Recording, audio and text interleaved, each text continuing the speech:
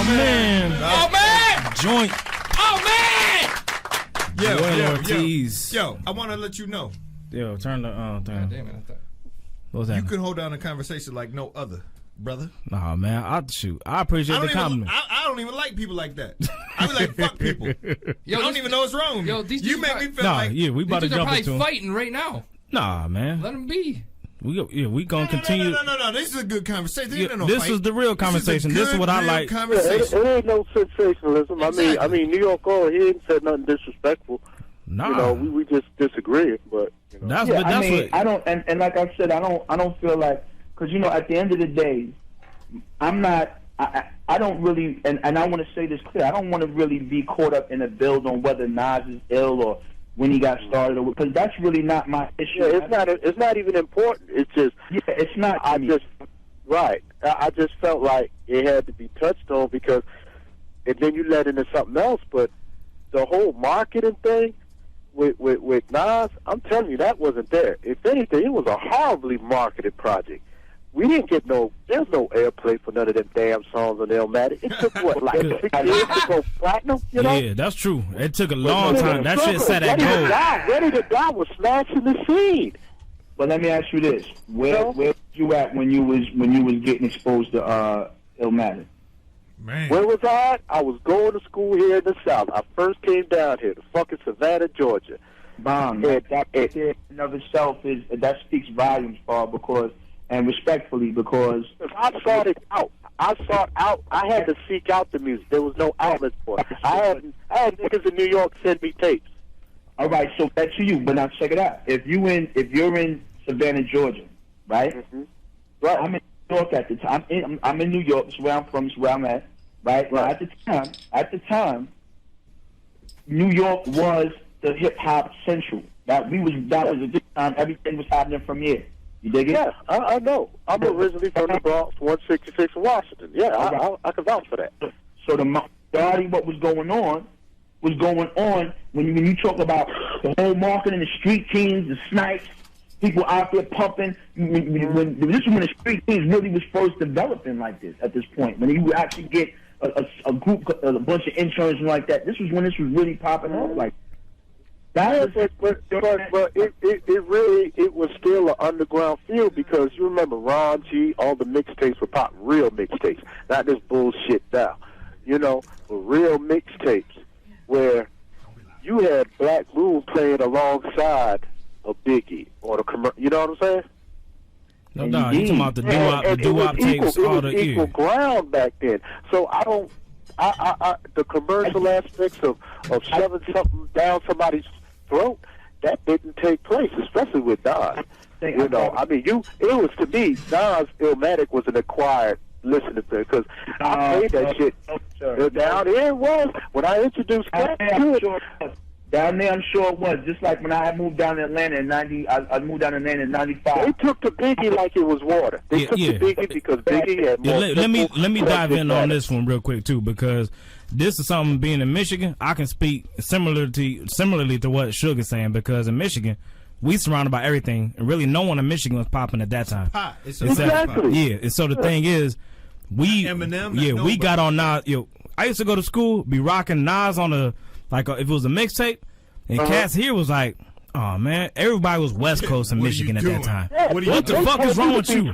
Why you listening to that New York shit? Yeah, exactly. They told me the beats was right. They was fucking with beats. Yeah, they was like, the beats is dry, all they do is sample, blah, blah, blah. Yeah. And so we had to, we sought Nas out, love what we heard, like a lot of other artists from that same era. Right. Real hip hop was what they hear. You know, and that's what I'm saying. And I can honestly, hip hoppers got moved by marketing schemes and shit like that.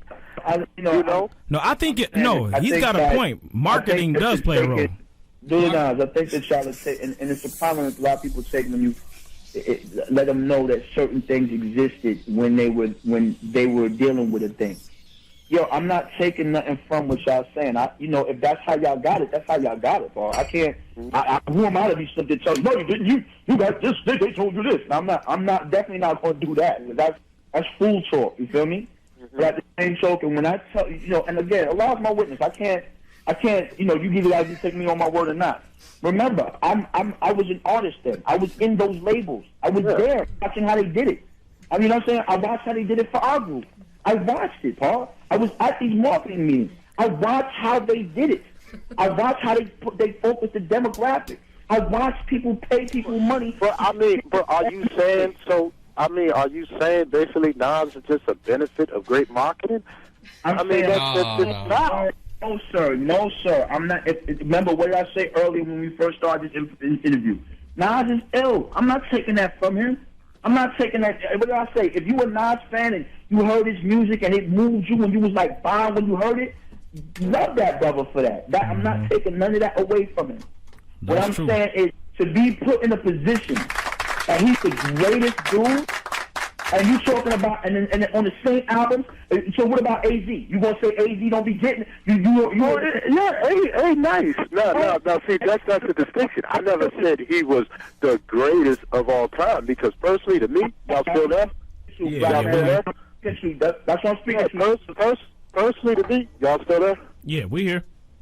Personally to me, KRS-One is the greatest of all time to me. Will always be the greatest of all time. The one. Yeah, now hold on. And that's a good point, because I wanted to ask, when we was talking so much about Nas, I wanted to ask NY Oil, out of that era of the early 90s rappers that came out, who do you place as the highest? Like, who do you respect more? Yeah. Who? Let me answer that. That's like saying you have a best friend. I'm too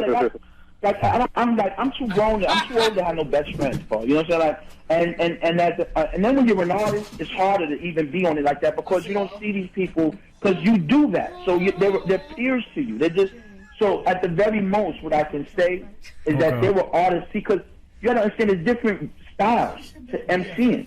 Yeah, no doubt. But the thing is, though, like, I produce tracks though, and I can admit though, if someone is hotter, I can say this dude is that dude. Yeah, I gotta give it up. Yeah, I can admit that. All right, listen, Rakim is lethal, right? No doubt, he get my vote. In terms, now check it out. So in terms of building and a complexity of rhymes, cadences, in terms of building a point, if you listen to Move the Crowd, standing by the speaker, suddenly I had this fever, wasn't neither Summer Madness. But I can't stand around. So the closer and the closer I get, the better it sounds. So that's right there. That whole build, that whole verse, that whole stanza is the essence of what MCing is. But then if you talk about, I bet, so then that would make Rakim the greatest to some people. And to me, it would make him. If you just took it. It's subjective. Subjective. That's one of them things. There is no right or wrong answer. Listen. But then if I say Slick Rick, and you talk Lottie Dottie, or you talk The Great Adventures of Slick Rick, that entire album, which is phenomenal. When you hear the way he puts together stories, the way he could story the character, that makes him the greatest to me. Who's got a big broad in the room? Everybody got a real big bitch in the room. You know, and like I'm saying in terms of shock value rap and just being articulate and word selection, Nas is the greatest in that point. When it comes to social commentary, I might roll with KRS-One. When it comes to straight flowing, I might roll with Rakim. You know, I mean, it's subjective. You know, but at the end of the day, I just don't buy this. I don't buy this thing that you got, that great marketing and demographics and all this stuff is what gets b-boys like me in the music. I'm still a b-boy. I call myself a b-boy. I'm going on almost 40 years old. You know, so I love the music. That was it. There's nobody that can sit there and say street teams. This. No, at the same time, I'll give you a perfect example. You just said, I'm listening to the show. You just said, when they told you what group I was in, you was like, oh, ain't they happy about it? Because somebody told you. That's what don't be honest. Honestly, what I heard Blue Cheese on WBLS. It had a happy sentiment to me, and I'm not meaning to be disrespectful. I love Blue Cheese. I love the beats, you know. But I was just saying. If you listen to Fruits of Nature, right? If you listen to that album, that's the exact same message as me as NY Oil. If you listen to One to Grow On, if you listen to Kids from Never Neverland, if you listen to Morals, if you listen to Job Talk, all of these are the same things that I'm speaking on, on Hood Treason as NY, all the same stuff. Only showing that it really is a departure is Y'all Should All Get Lynched, because Y'all Should All Get Lynched is just pure. There's a grown man with 3 kids, one's 18, one's 16, and one's 14, who's seeing him struggle in these streets because of what's out here, and he's frustrated, and he's speaking as a man. That's pissed the fuck off, to put it bluntly. You know what I'm saying? That's where you get, because where did that come from? You know what I'm saying? But when you talk about all them other songs, they're not happy about them songs. He was 19 years old at the time.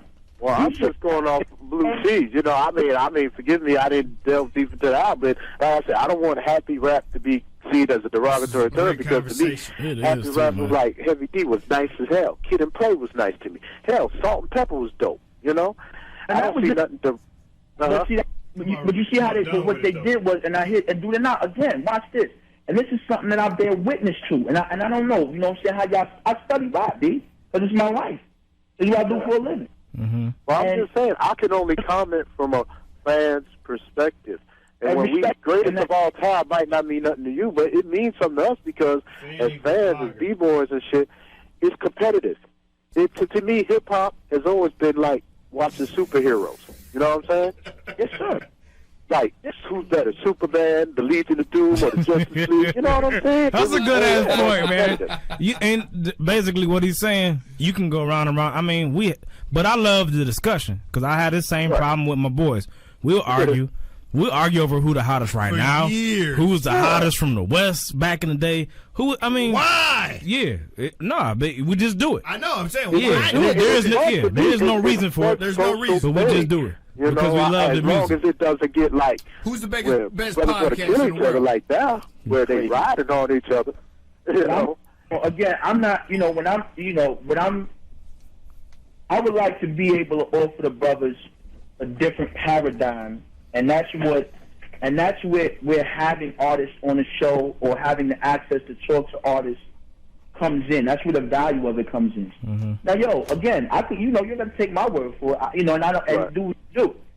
But when I'm telling you, like, I don't know if you heard at the point when I was talking about my love for Otis Redding, and then my mother is saying, well, you're talking about samples. Yeah, I feel that. I'm the same way. Yeah. And so, and me and you about the same age. I'm sure you how old my oldest son is, so I ain't no spring chicken. So, so my point is, though, is what I'm speaking on, in all earnest, is what I saw mind you, like I said, I was there. And I'm telling you but I could tell you stories about Wu-Tang from being there. You know what I'm saying? Yeah. People would be like, and if you were a Wu-Tang fan, right, you would swear I was lying. You would swear, fuck this dude, he don't know what the fuck he talking about, fuck that, Wu-Tang forever, Wu-Tang, yeah. And I'm like, son, I was there, son. I've seen dudes. This dude never got locked up. He talk about moving keys. He never did. Hold on. I got a false image being portrayed, because I ain't gonna lie, I had a problem with Nas during his whole Escobar shit. I didn't fuck with him then. I did not like that whole era. And that was and as an artist, but also a fan, because I ain't been an artist the whole time. You dig it? Somebody looking at the dude saying, "Yo, this dude is nice, though. I ain't gonna front." Like, because you can't. Or then I'm hating. If I'm sitting on here right now saying this dude ain't nice, then I'm a hater. Straight jack. Yeah, you're right. Because True Guy from De La Soul said the same thing. Why can't we be critical without being called a hater? Yeah, I mean, it's like, come on. I'm not saying that part. I mean, and if anybody's saying it like that, then charge it to the head, not to the heart, because that's not where I'm coming from with this. Right. When saying, I'm giving a critical. When I say critical, and not being a critic, I'm talking about critical thinking. I'm giving a earnest, critical thinking, rational analyzation of what I see how I see the situation with this dude.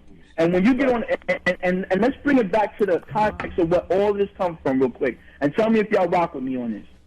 Right. We're talking about a dude who throughout his whole career, I'm sure y'all agree with me, had to have a great difficulty articulating his position on any of these sensationalized albums that he comes out with. I will give you that. Out there, and he kind of like leaves it in the air, but never. I agree. He throws it against the wall, and he waits to see if it sticks. Let me just finish this thought real fast. Go ahead. So now check this out.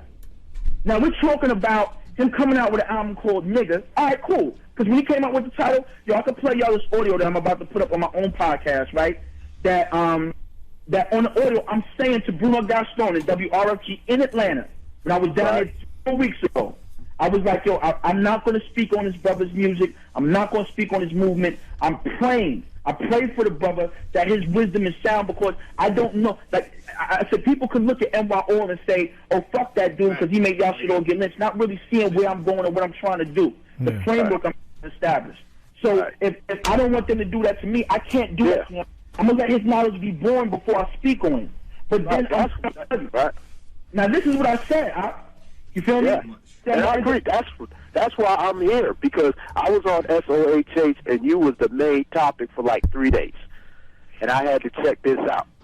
And then now check this out. Now watch this. Now all of this stuff we talk about is in the context of what? Let me make it a little personal for me personally. Here on Staten Island, there's a part of Staten Island called Noodle. We used to call it White Boy. We called it White Boy Land when I was growing up. Mm-hmm. Yo, I've had bottles thrown at me. I've been hit with bottles and called nigga while people driving past in cars. Wow. I used to go to the mall. I remember one time when I was in the mall, my man John Paul Renard and my man Henry Toledo, and we were standing at the mall, boom, waiting for the bus.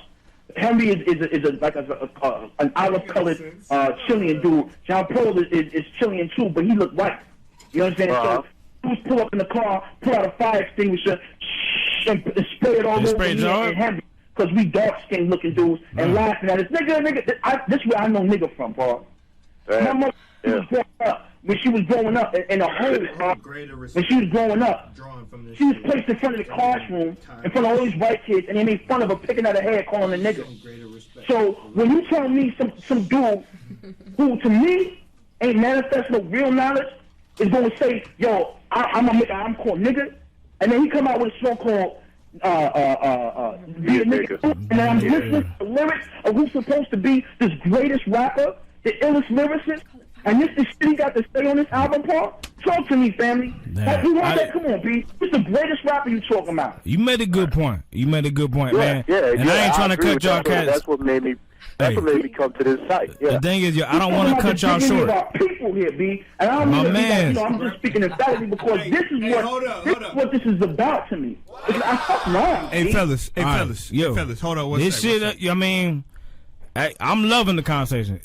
I don't think this conversation. No, but NY Orders made a good ass point. Y'all both got good points. No, yeah, but the shit he just said drove it home. It made a lot of sense. Definitely. Yeah, he clarified it. Yeah, he did. Yeah, he did. And I mean, like I said, I hope I'm sure. I've had a problem with that too, because it's like my brother. He's in the entertainment industry. He said the problem is Nas leaves it up for us to be accountable for it. Where we gotta. Explain it. We got to deal with the cats out here who's feeling so comfortable slinging this word out here. I'm in Georgia. It ain't cool here now. It's not gonna feel comfortable to see white kids going to the local Walmart or Target to get the nigger album. You ain't never fucking lied. With that funny looking flag on their car. Ain't no white kids going to buy that album. Problem with that. So I'm say what? I'll tell you like this.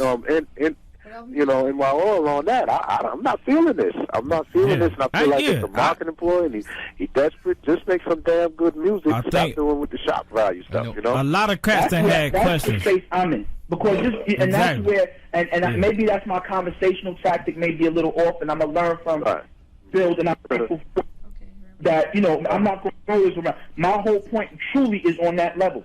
Yo, here's a great example. Dave Chappelle. Boom. Excellent show. Like I said, I love the DVD. Love the show. Laughing. Me and my kids watching, my wife. We have a good time off this dude. But they pushed it to that point, though. They pushed it to that level where he couldn't go. With all that nigga shit in there, right? Yeah, he had a problem with it even. Yeah, no. They was trying to get him to go further. Is he thinking about you that got to go to work when you going to work? Yeah, deal with it, right. Having people that got to deal with it, right. And you gotta hear some white boy talking about, hey, nigga, and you like, oh, come on, Rick James, bitch. You like, yeah, exactly.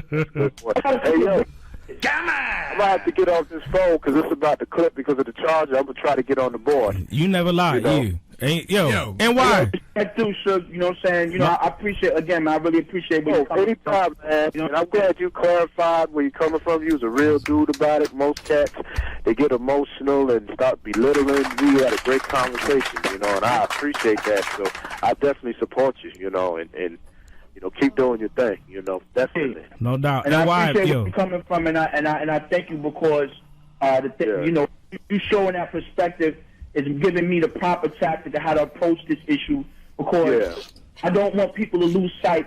And we're not talking about. I'm not talking about music or who's hot. I'm going to talk about the dignity of our people, and I appreciate giving me that focus. That if we talking about who he was or whether he ill or not, people going to lose sight of that. So I learned that from this bill. So I thank you for that, brother. Real talk. Thank you. No doubt, man. Yo, peace out to y'all. Yo, I'll be back. It's sure for Georgia.